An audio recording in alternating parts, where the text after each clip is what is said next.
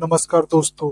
आज हम बात करेंगे आईबीपीएस आरआरबी 2025 रिक्वायरमेंट के बारे में, जहां आपको 13,000 से ज़्यादा नौकरियां पाने का सुनहरा अवसर मिल रहा है। ये आप अपनी साइट स्क्रीन पे देख सकते हैं इसके ऑफिशियल नोटिफिकेशन को। इसके संक्षिप्त जानकारी के लिए हम अपनी साइट jobsarkariupdate.com पे आ जाते हैं।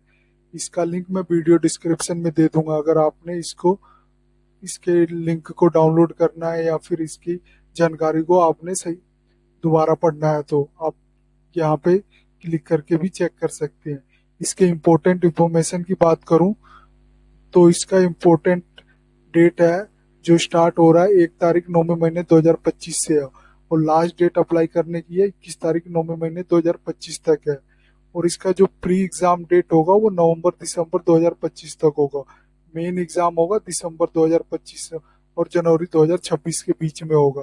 रिजल्ट जो डिक्लेयर होगा वो फरवरी मार्च 2026 के बीच में होगा। इसकी एप्लीकेशन फीस की बात करूं तो जनरल ओबीसी के लिए 850 है, SC ST के लिए 175 है। ये आप इसकी फीस ऑनलाइन जमा कर सकते हैं, debit card, credit card, net banking और ई चालान के थ्रू। इम्पोर्टेंट डेट मैंने आपको बता ही दिया है कि इसकी 1 तारीख 9वें महीने 2025 से स्टार्ट है और 21 तारीख 9वें महीने 2025 को ये समाप्त होगी। एप्लीकेशन फीस भी मैंने बताई दी है। एज लिमिट की बात करूं तो ऑफिस असिस्टेंट मल्टीपर्पज वाले के लिए जो एज लिमिट है 18 से 28 ईयर्स के बीच में है। आप ये डेट ऑफ बर्थ रेंज देख सकते हैं। फॉर एग्जाम्पल इसमें जो 18 से 28 ईयर्स के बीच में है 2 तारीख 9वें महीने 1997 से 1 तारीख 9वें महीने 2007 के बीच वाले लोग इसमें अप्लाई कर सकते हैं। इसी तरह ऑफिस स्केल 1 असिस्टेंट मैनेजर की जो एज लिमिट है 18 से 30 ईयर्स के बीच है।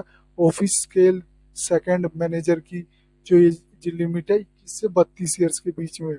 ऑफिस स्केल 3 सीनियर मैनेजर की है जो 21 से 40 ईयर्स के बीच की है। और आप यहाँ पे डेट रेंज भी देख सकते हैं।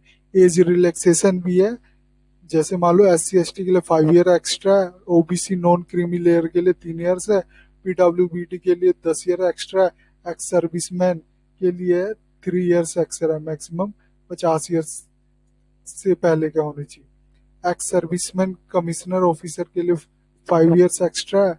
Women divorce women office assistant only के लिए अप टू 35 ईयर, जनरल के लिए 38 ईयर, OBC के लिए 40 ईयर, SC ST के लिए।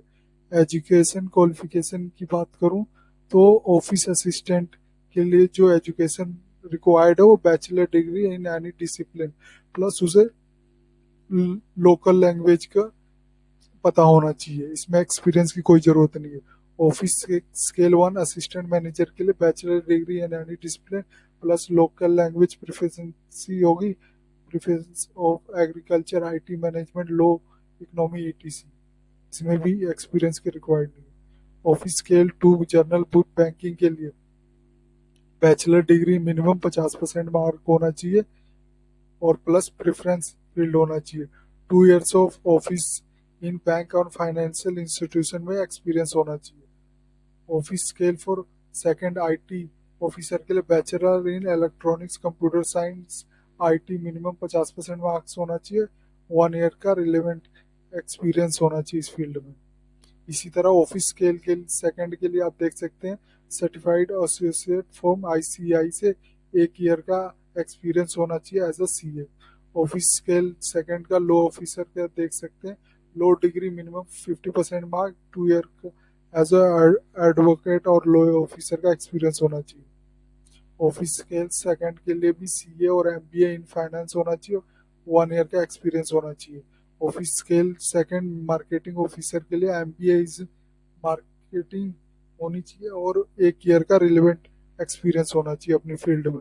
ऑफिस स्केल सेकंड का भी एग्रीकल्चर ऑफिसर के लिए bachelor in agriculture related field होना चाहिए, मिनिमम 50% मार्क होना चाहिए, 2 ईयर्स का रिलेवेंट फील्ड में एक्सपीरियंस होना चाहिए। ऑफिस के थर्ड के लिए सीनियर मैनेजर के लिए बैचलर डिग्री में मिनिमम 50% मार्क्स होना चाहिए और 5 ईयर का ऑफिस इन बैंक और फाइनेंशियल इंस्टीट्यूशन में एक्सपीरियंस होना चाहिए। ये आप देख सकते हैं पार्टिसिपेटिंग रीजनल रूरल बैंक, हर स्टेट के, जैसे मान लो आंध्र प्रदेश का है, आरआरबी नेम है, आंध्र प्रदेश ग्रामीण बैंक है, हेड ऑफिस अमरावती में है, लोकल लैंग्वेज जो रिक्वायर्ड है यहाँ पे अप्लाई करने के लिए तेलुगु है। इसी तरह आप अरुणाचल प्रदेश का देख सकते हैं, असम है, बिहार है, छत्तीसगढ़ है। मैंने यहाँ पे सारी स्टेटों के लिस्ट दिए हुए हैं और उनके लोकल लैंग्वेज को भी दिया हुआ। ये जब जहाँ भी अप्लाई करोगे उसका लोकल लैंग्वेज जरूर पता होना चाहिए। इंटरव्यू डिटेल की बात करूँ तो इंटरव्यू का मार्क होगा 100 मार्क्स का होगा। उसके मिनिमम क्वालिफाई फॉर जनरल के लिए होगा 40% आने ही चाहिए, और minimum qualify mark SC ST OBC PWBD के लिए 35% है। वेटेज है ऑनलाइन एग्जाम इंटरव्यू में 28:20 है। Candidate call for interview up to 3 time declare vacancy पर कैटेगरी होगा। की इंफॉर्मेशन की बात करूं तो आपको पता ही है कि institute of banking personal selection ने ये जारी किया है। इसका एप्लीकेशन मोड ऑनलाइन ही होगा और एग्जाम मोड भी इसका ऑनलाइन ही होगा। इसमें नेगेटिव मार्किंग भी है, 0.25 मार्क डिडक्ट हो जाएगा ईच रॉन्ग आंसर में। वैलिड फॉर CRP 1 ईयर का फ्रॉम प्रोविजनल अलॉटमेंट डेट है। अगर आपने कुछ करेक्शन करानी हो तो एडिट विंडो फीस होगी इसकी 200 रुपये होगी। डिसेबिलिटी कैटेगरी PWD के लिए जो इम्पोर्टेंट डिस्क्रिप्शन और कैटेगरी कोड है ये आप देख सकते हैं। इसी तरह scribed guideline for PWD candidate के लिए रिक्वायर इंटरव्यू फॉर इंटरव्यू और ज्वाइनिंग के लिए जो रिक्वायरमेंट है, रिक्वायर्ड डॉक्यूमेंट है वो इस प्रकार है। जैसे इंटरव्यू कॉल लेटर होना चाहिए, प्रिंट आउट होना चाहिए फॉर ऑल ऑफिसर कैंडिडेट के लिए, online application form system generated होना चाहिए ऑल कैंडिडेट के लिए। उसके लिए फिर बर्थ सर्टिफिकेट भी चाहिए, birth certificate SSLC 10th certificate with DOB all candidate के लिए होनी चाहिए। फोटो आइडेंटिटी प्रूफ होना चाहिए ऑल कैंडिडेट के लिए। ग्रेजुएशन एजुकेशन क्वालिफिकेशन सर्टिफिकेट भी चाहिए ऑल कैंडिडेट के लिए। एक्सपीरियंस सर्टिफिकेट होना चाहिए स्केल 2 और 3 ऑफिसर के लिए। Caste certificate SC ST OBC के लिए, रिजर्व कैटेगरी कैंडिडेट के लिए। EWS इनकम और असिस्ट सर्टिफिकेट होना चाहिए, EWS कैटेगरी कैंडिडेट होना चाहिए। डिसेबिलिटी सर्टिफिकेट UDID कार्ड होना चाहिए फिर PWBD कैंडिडेट के लिए। एक्स सर्विसमैन डॉक्यूमेंट होना चाहिए ESM DSM कैंडिडेट के लिए। नो ऑब्जेक्शन सर्टिफिकेट होना चाहिए गवर्नमेंट ऑफ के लिए।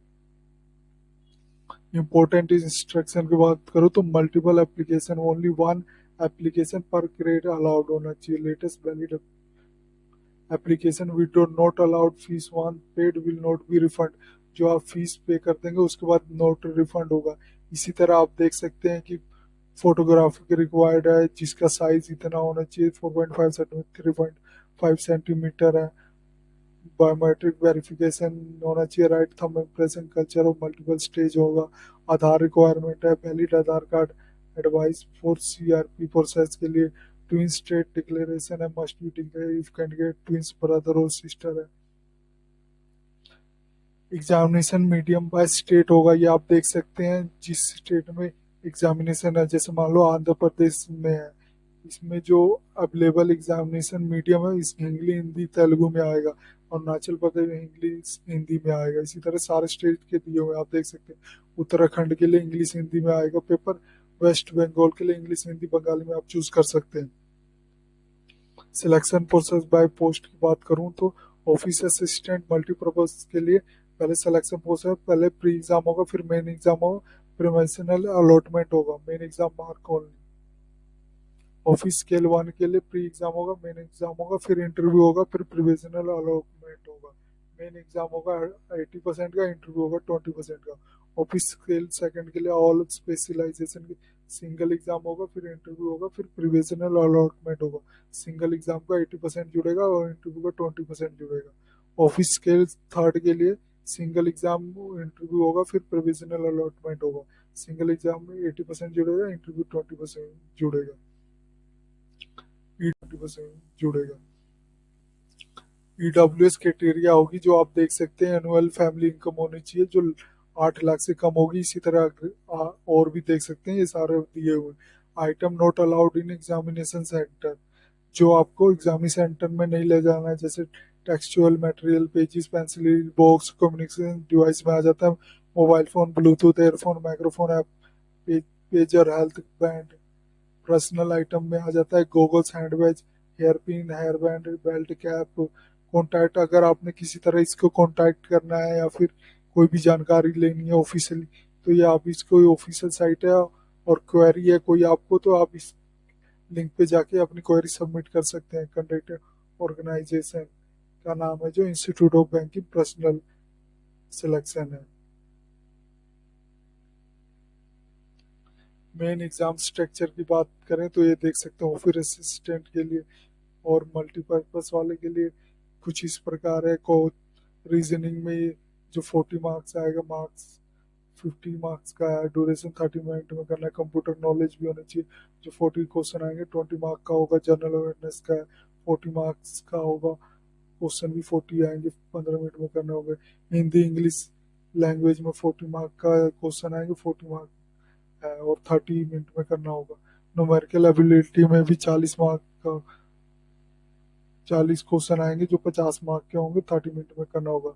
टोटल होगा जो क्वेश्चन 200 होंगे, मार्क भी 200 होंगे और एक 2 घंटे में पूरे करना है। इसी तरह आप ऑफिस स्केल वाल का भी देख सकते हैं जिसमें टोटल क्वेश्चन 200 आएंगे, 200 मार्क का होगा और 2 घंटे में पूरा करना है।